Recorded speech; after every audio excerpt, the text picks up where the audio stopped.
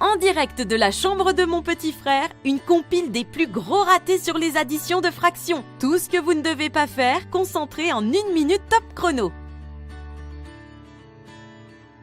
Coucou Cindy, c'est pour une enquête. Peux-tu me dire combien font 1/2 plus 1/2?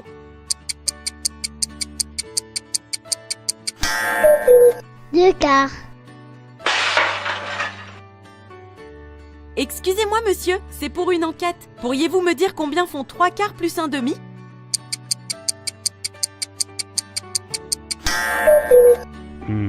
Quatre sixièmes.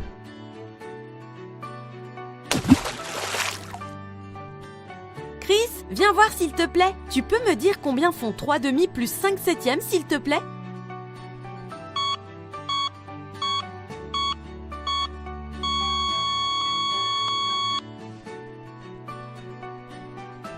Et excusez-moi monsieur, pourriez-vous me dire combien font 2/3 plus 1/2?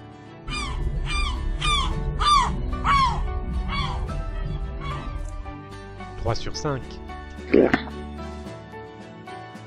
C'est pas joli. On ne le répétera jamais assez, il faut être très prudent avec le calcul des fractions. Regardons et analysons l'erreur commise par tous ces passants.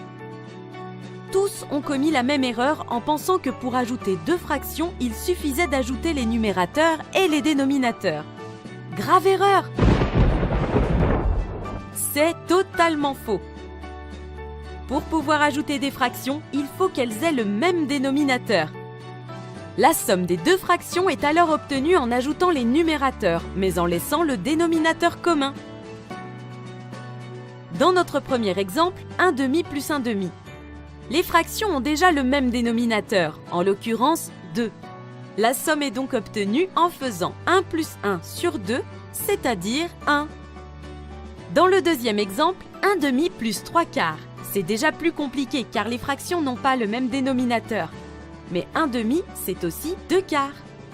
Donc 1/2 plus 3/4 est égal à 3/4 plus 2/4 est égal à 3 plus 2 sur 4 est égal à 5/4. Dans le dernier exemple, cela fonctionne pareil. 3/2 plus 5/7. Le dénominateur commun aux deux fractions est 14. Donc 3/2 plus 5/7 est égal à 21/14 plus 10/14 est égal à 31/14. Et toi, sauras-tu faire correctement le dernier calcul pour éviter la sentence de la mouette?